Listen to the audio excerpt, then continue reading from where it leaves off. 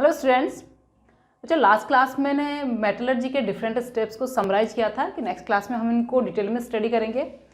वो कुछ इस तरह से कंसंट्रेशन हमने कर लिया था, सारे प्रोसेस जितने भी थे हमने कर लिए थे। देयर आफ्टर कंसंट्रेटेड ओर को अब हमें ऑक्साइड में कन्वर्ट करना है। इसके लिए हम रोस्टिंग एंड कैल्सिनेशन जो मेथड है वो यूटिलाइज करने वाले हैं। देयर आफ्टर मेटल ऑक्साइड का रिडक्शन करके हम मेटल गेन करेंगे। तो रिडक्शन के जो डिफरेंट मेथड्स हैं जिसको हमने डिस्कस किया था शॉर्ट में, दैट मीन्स हमारे पास 3 टाइप ऑफ मेटल्स आने वाले हैं: लो reactivity metal, medium reactivity metal and high reactivity metal. अब लो रिएक्टिविटी मेटल्स के लिए, यानी जो रिएक्टिविटी सीरीज में बॉटम में है, उनके लिए हम जो मेथड मेजरली यूज़ करते हैं that is by heating. Only heating से ऑक्साइड को मेटल में कन्वर्ट कर लेते हैं। देयर आफ्टर जो मीडियम रिएक्टिविटी वाले मेटल्स हैं उनके लिए केमिकल रिडक्शन यूटिलाइज किया जाता है, एंड जो हाई रिएक्टिविटी है उनके लिए इलेक्ट्रोलाइसिस प्रोसेस यूटिलाइज किया जाता है। इन्हीं मेथड्स को आज हम डिटेल में देखेंगे। तो let's start first the roasting and calcination. हमें करना क्या है, हमारे पास कंसनट्रेटेड ओर है अभी, इसको इन 2 प्रोसेस से हमें मेटल ऑक्साइड में कन्वर्ट करना है। इसका रीज़न भी मैंने बता दिया था, क्योंकि मेटल ऑक्साइड को रिड्यूस करके उससे मेटल गेन करना ईजी प्रोसेस होता है। ये एक सब्जेक्टिव क्वेश्चन भी होता है।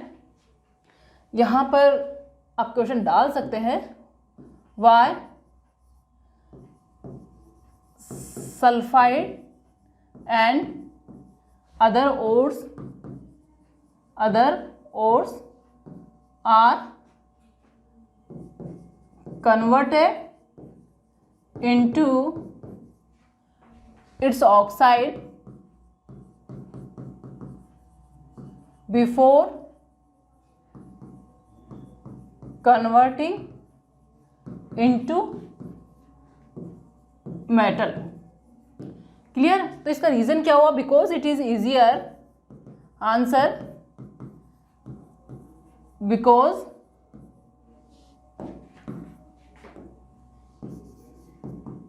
It is easy to convert or to gain a metal from its metal oxide, to gain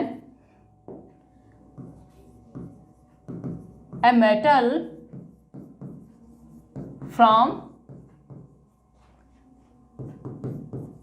its oxide by reduction,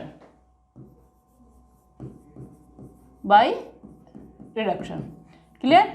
now first of हमारा जो मेथड है that is, अब यहां पर फर्स्ट हम लेंगे कैल्सिनेशन। अब इस मेथड के अंदर मेथड क्या है ये तो ध्यान रखना है, किसके लिए यूटिलाइज किया जाता है ये भी ध्यान रखना है, और किस में कन्वर्ट ऑक्साइड में हम कन्वर्ट कर रहे हैं ये तो पता ही है। तो नाउ सबसे पहले इस मेथड का जो प्रोसीजर है स्मॉल 2 लाइन्स में नोट कर लीजिए। It is used for hydrated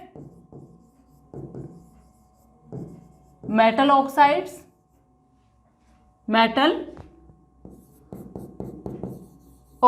that means already जो मेटल है वो ऑक्साइड फॉर्म में है, लेकिन उसमें वाटर मॉलिक्यूल्स है, हाइड्रेटेड फॉर्म है।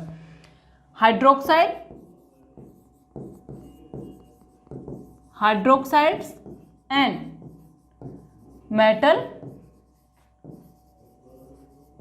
कार्बोनेट्स। सबसे ज्यादा इंपॉर्टेंट यहाँ पर जो ऑब्जेक्टिव क्वेश्चन में आपको आएगा कि कैल्सिनेशन किसके लिए यूटिलाइज किया जाता है, that is the metal carbonates. तो मेटल कार्बोनेट्स को ध्यान रखिएगा, ठीक है। तो ये तो हो गया किसके लिए यूटिलाइज किया जाता है। नाउ इस प्रोसेस में होता क्या है, इन दिस मेथड और इज स्ट्रॉन्गली हीटेड, बट यहां पर हमें जो टेम्परेचर है बिलो द मेल्टिंग पॉइंट, यानी जो पर्टिकुलर और हम यूटिलाइज कर रहे हैं उसका जितना भी मेल्टिंग पॉइंट या फ्यूजन पॉइंट है उससे नीचे नीचे उसको हीट किया जाता है, strongly heated. In the absence of air, air की यहां जरूरत नहीं होती, ऑक्सीजन की जरूरत नहीं है। In the absence of air and below it's fusion point या melting point.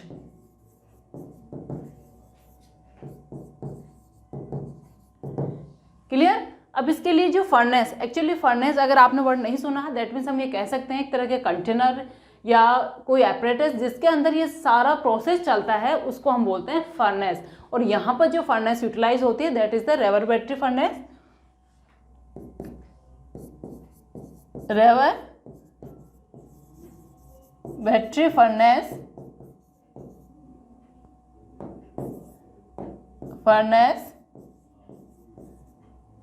is used in this method।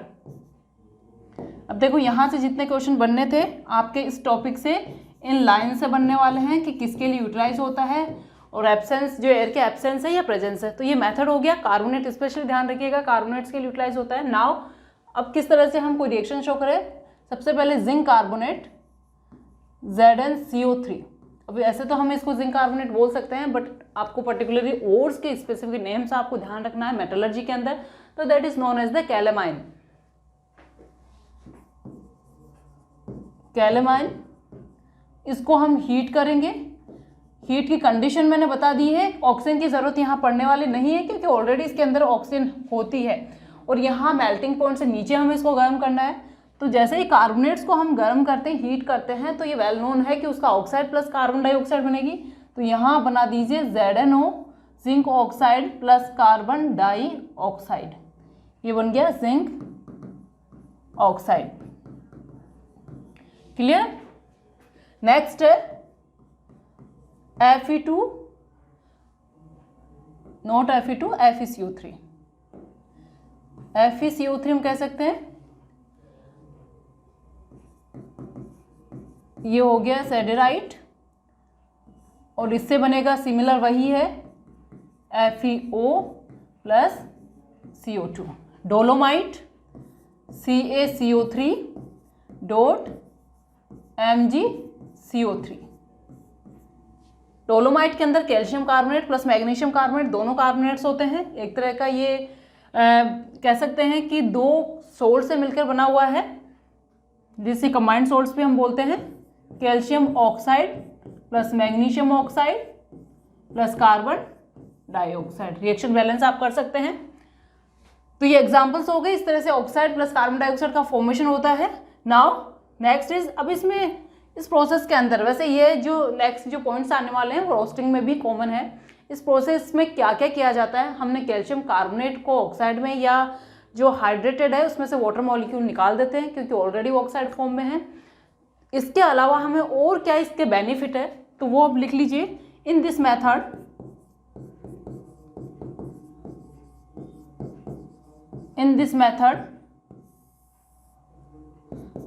Carbonate को तो ऑक्साइड में कन्वर्ट किया ही है।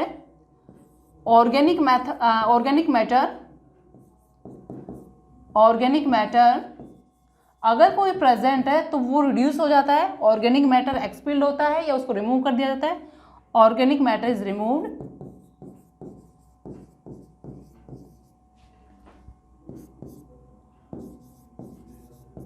water is removed as vapors। And जो थर्ड इंपॉर्टेंट पॉइंट है कि इनमें बहुत सारे इम्प्योरिटीज हमने कंसंट्रेशन के ड्यूरिंग रिमूव कर दी है, बट कुछ नॉन मेटल्स होते हैं तो वो क्योंकि इस प्रोसेस के अंदर ऑक्साइड फॉर्मेशन कर लेते हैं और ऑक्साइड फॉर्मेशन करके वो क्या करते हैं, ऑक्साइड की फॉर्म में यानी वोलेटाइल ऑक्साइड्स की फॉर्म में बाहर निकल जाते हैं। रिमूवल ऑफ, अगर कोई ऑक्साइड प्रेजेंट है, removal of volatile oxides, volatile oxides. Volatile का मीनिंग होता है जो वेपर फॉर्म में कन्वर्ट हो सकता है इजीली, तो ये इसके बेनिफिट होते हैं। नेक्स्ट प्रोसेस है बच्चों हमारा रोस्टिंग। तो नेक्स्ट हेडिंग डाल लीजिए,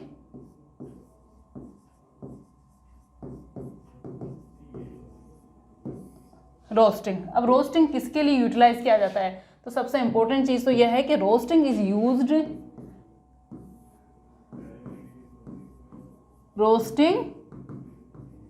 is used for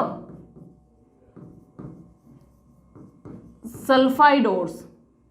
तो फर्स्ट क्वेश्चन तो आपका यहीं से बनता है इंपॉर्टेंट। आप एनटीएससी का एग्जाम फाइट कर रहे हैं, बोर्ड एग्जाम फाइट कर रहे हैं, या फिर आपके हायर जो क्लासेस आने वाली है उनमें भी ये चैप्टर आप डिटेल में स्टडी करेंगे। तो वहाँ पर ये होता है कि रोस्टिंग किस टाइप के ओट्स के लिए यूटिलाइज किया जाता है, तो ये होता है बेटा सल्फाइड ओट्स के लिए। यहाँ मैं डाल देती हूँ इसको इम्पोर्टेंट। नाउ इसमें करना क्या है, इन दिस मेथड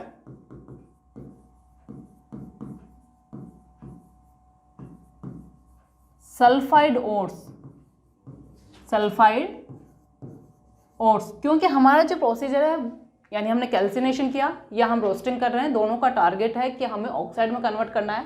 क्योंकि सल्फाइड ओर है तो यहाँ सल्फर है, ऑक्सीजन नहीं है, तो इट मीन्स जब हम इसको हीट करेंगे तो हमें ऑक्सीजन सप्लाई करनी होगी एक्सेस अमाउंट के अंदर। तो in this method sulphide ores are heated with excess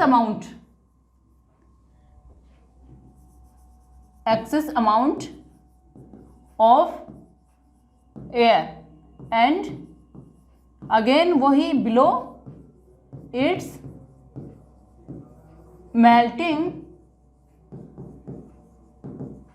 point. Melting point तक हमें नहीं जाना है क्योंकि वहाँ और जो है मेल्ट होना स्टार्ट हो जाएगा, लिक्विड में कन्वर्ट होगा, जो हमें नहीं करना है।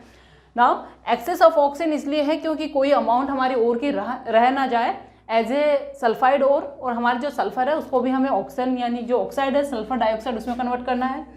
तो यहाँ पर हम ले लेते हैं जो कि सल्फाइड ओर से, किसी का भी आप एग्जाम्पल उठा लीजिए, ZnS जिसको हम बोलते हैं गैलिना। अगेन आपको सल्फाइड ओर्स के नेम याद होने चाहिए। तो ZnS प्लस O2, ये हमने इसको हीट किया, ये बना ZnO प्लस SO2। नेक्स्ट है FeS प्लस O2, Fe2O3 बना सकते हैं, FeO भी बना सकते हैं।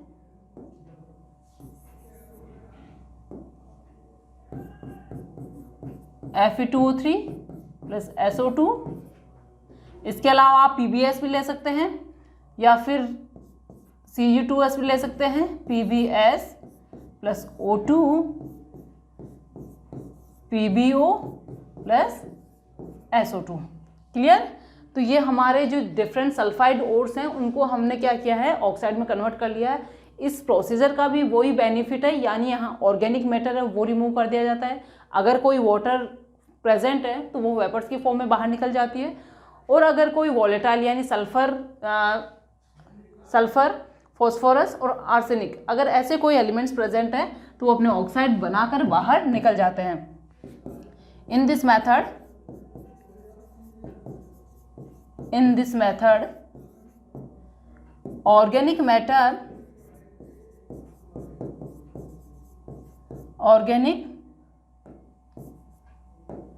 Matter is removed. सेकंड है वाटर पे vapours removed, water vapours removed. And जो थर्ड इंपॉर्टेंट है, यहां पर अगर कोई एलिमेंटल फॉर्म प्रेजेंट है, volatile impurities remove. For example जैसे सल्फर है, सल्फर S8 मॉलिक्यूलर फॉर्म में प्रेजेंट होता है, क्योंकि एक्सेस ऑफ ऑक्सीजन में हमने इसको हीट दी है तो ये बनाएगा सल्फर डाइऑक्साइड। अगर फॉस्फोरस प्रेजेंट है P4 तो ये बनाएगा P2O5 बना लेगा। एंड अगर आर्सेनिक प्रेजेंट है AS प्लस ये बना लेगा O2 से रिएक्शन करके AS2O3। क्लियर? तो ये वोलेटाइल इम्प्योरिटीज इनको बोला जाता है क्योंकि गैसियस फॉर्म में बनती है और बाहर निकल जाती है। Volatile impurities. तो ये टू डिफरेंट मेथड है किसी मेटल का जो ओर है उसको ऑक्साइड में कन्वर्ट करने के।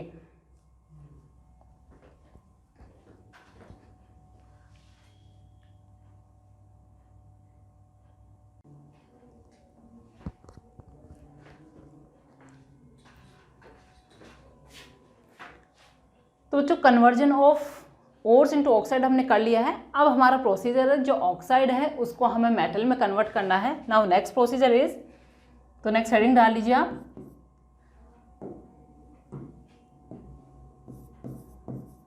रिडक्शन डाल लीजिए शॉर्ट में, रिडक्शन ऑफ मेटल ऑक्साइड। अब ये मैंने पहले डिस्कस कर लिया है कि हमें मेटल ऑक्साइड का रिडक्शन किस तरह से करना है। मीडियम रिएक्टिविटी वाला सबसे पहले हम ले रहे हैं मीडियम रिएक्टिविटी। अब देखो मीडियम रिएक्टिविटी में हम जो डिस्कस करेंगे सबसे ज़्यादा वो मरकरी को होगा। इसका मतलब ये नहीं है कि ये मेथड सिर्फ मरकरी पे, ये कॉपर पे भी अप्लाई होता है।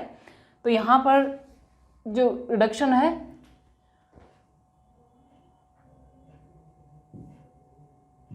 रिडक्शन प्रोसेस हम यूटिलाइज करने वाले हैं।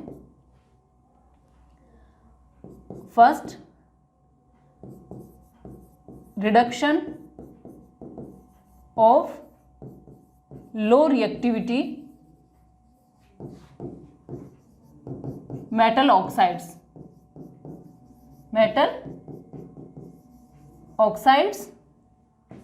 लाइक Hg, कॉपर, एंड इसमें जो यूटिलाइज होने वाला है दैट इज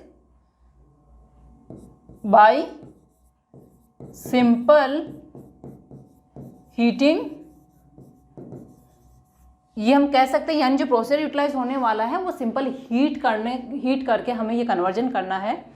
लेकिन इस मेथड की जो अदर नेम है दैट इज, इसको हम कह सकते हैं कि सेल्फ रिडक्शन,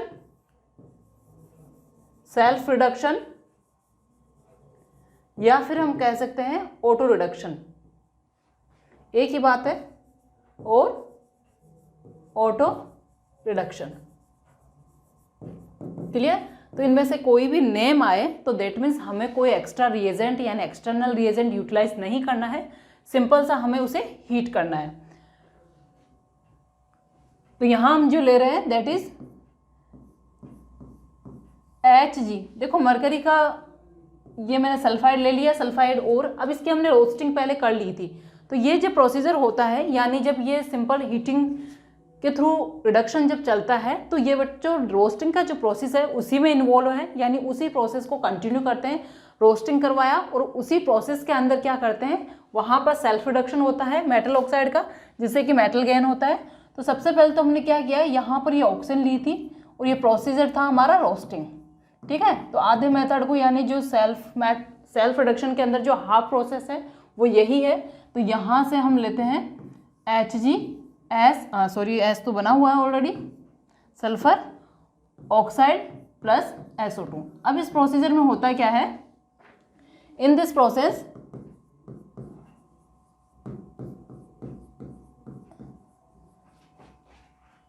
और is heated with oxygen, with air भी डाल सकते हैं, टू कन्वर्ट इनटू ऑक्साइड और sulphates, which react with remaining sulphide और लिख सकते हैं हम, रिमेनिंग और या सल्फाइड और, टू फॉर्म मेटल। मेरे कहने का मीनिंग ये है कि यहाँ पर इस रोस्टिंग के प्रोसेस के अंदर हमने ये यूटिलाइज किया। अगर हमें कंप्लीट रोस्टिंग करना है दैट मीन्स जो हाइयर मीडियम रिएक्टिविटी वाले मेटल्स है तो वहाँ पर अच्छे अमाउंट ऑक्सीजन की हमने ली है और वहाँ से क्या किया है, जितना भी सारा का सारा जो मेटल सल्फाइड है उसको हमने मेटल ऑक्साइड में कन्वर्ट कर लिया है। वहाँ पर हमें मेटल गेन करना हमारा प्रोसीजर नहीं होता। बट यहाँ पर जो जिनकी एफिनिटी ऑक्सीजन के लिए बहुत कम है, यानी वो स्टेबल नहीं होते, इजीली डिकम्पोज होकर मेटल में कन्वर्ट हो जाते हैं, तो उनके लिए क्या होता है कि हमने लगभग आधा जो ओर है उसने ऑक्सीजन से रिएक्शन करके ऑक्साइड बना ली है, या तो ऑक्साइड बना लेगा या वो सल्फेट बना लेगा। ठीक है, ये बना लिया है इसने। अब ये वाला जो पोर्शन है वो सल्फाइड और जो रिमेनिंग पोर्शन बचा हुआ है अभी उसी के साथ रिएक्शन करके ये मेटल में कन्वर्ट होगा, लाइक HgO। ये मैंने ऑक्साइड यहाँ से लिया। अब इसका जो रिमेनिंग सल्फाइड है HgS, ये यहाँ पर रिएक्शन करेंगे और ये बनाएंगे Hg प्लस SO2। रिएक्शन आप बैलेंस कर लीजिएगा तो ये यहाँ से हमें मेटल मिल गई है। ठीक है, तो इसको बोलते हैं सेल्फ रिडक्शन, यानी इसने अपने आप खुद का रिडक्शन कर लिया है, इसको बाहर से जरूरत नहीं पड़ी है। ऑटो रिडक्शन भी है और सिंपल हीटिंग भी है। समझ गए? तो यहाँ हमने एक्सटर्नल रिएजेंट यूटिलाइज नहीं किया है। There is no use of external reagent, that's why. या फिर एक थोड़ा सा इसमें और ऐड कर लीजिए, metal oxide reduced by simple heating, that's why known as self reduction। Self reduction. अगर सब्जेक्टिव क्वेश्चन ऐसा कुछ आता है मेटलर्जी में तो आप ये पूरा इस तरह से समझाइए कि आधा इसने ऑक्साइड बनाया है और रिमेनिंग ऑक्साइड सल्फाइड से रिएक्शन करके इस तरह से मेटल गेन करता है। That's why known as the self reduction, क्योंकि खुद ने खुद का रिडक्शन किया है। तो ये हो गया हमारा self reduction process. Now next is the reduction by any chemical reagent, जो कि मीडियम रिएक्टिविटी वाले मेटल्स के लिए like zinc, copper, iron, lead, इनके लिए यूटिलाइज किया जाता है। तो इसको हम देखते हैं। नेक्स्ट जो हेडिंग है हमारी, second process is reduction by chemical reagents. Reduction by chemical reagents. ठीक है, और ये किसके लिए होंगे? For metals of medium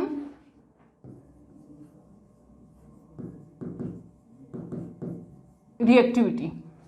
clear? अब मीडियम रिएक्टिविटी में देखो, फॉर एग्जांपल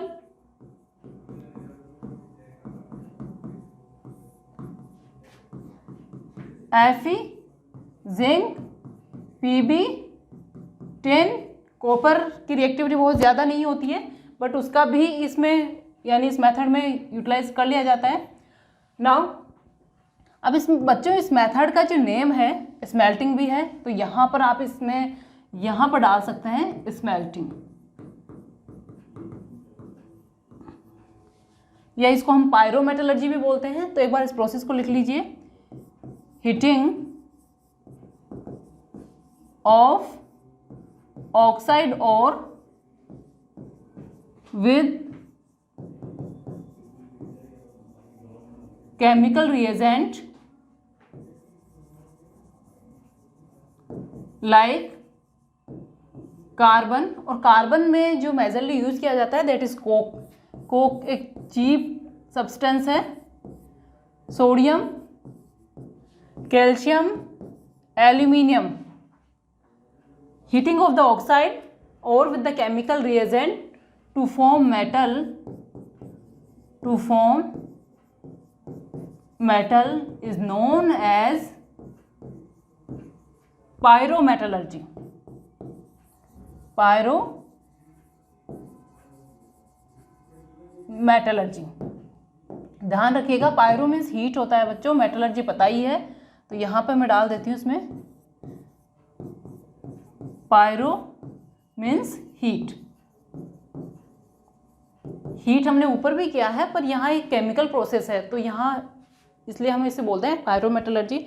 मैंने हाइड्रोमेटलर्जी बताया था जहाँ सिंपल हमने कंसंट्रेशन बाय वॉशिंग यानी गोल्ड, प्लेटिनम जो कि सिंपल अपने ही नेटिव स्टेट में मिलते हैं उन वो ज़्यादा या किसी ऑक्साइड, कार्बोनेट या किसी और कंबाइंड फॉर्म में नहीं होते, तो सिंपल वॉशिंग के थ्रू हमें जो मेटलर्जिकल प्रोसेस है वो अप्लाई करते हैं तो उसे हम बोलते हैं hydrometallurgy.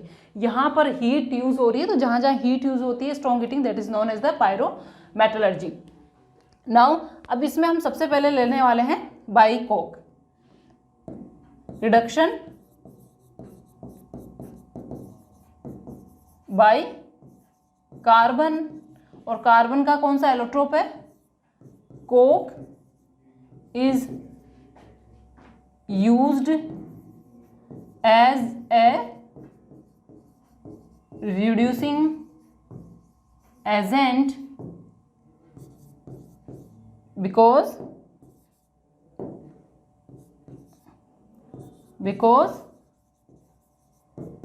it is cheap substance। ठीक है, क्यों यूटिलाइज किया जाता है, चीप सब्सटेंस। कई बार क्वेश्चन भी आ जाता है which of the following allotrope of carbon और which of the following substance use as a reducing agent in the metallurgy, that is known as the coke. Now अब इसमें सिंपल सी, आपको symbol carbon का symbol C utilize करते जाना है और oxide का रिडक्शन करवाते जाना है। तो ZNO PbO Fe2O3 C ये बन गया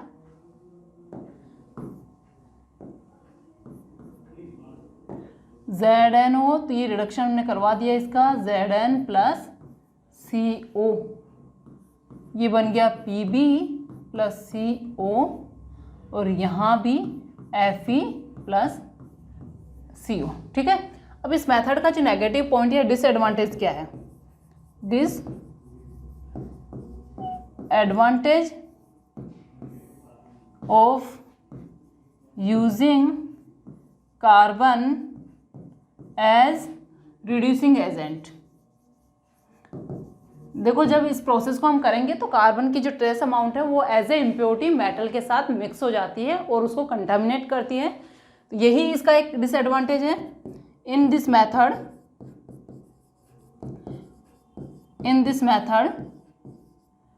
ट्रेस यानी small amount, trace amount of carbon added to metal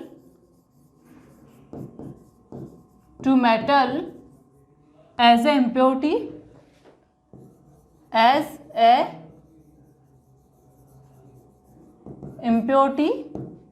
and contaminates the metal। Clear, तो पॉजिटिव थिंग है के साथ साथ नेगेटिव पॉइंट्स भी है। That's about the reduction by carbon.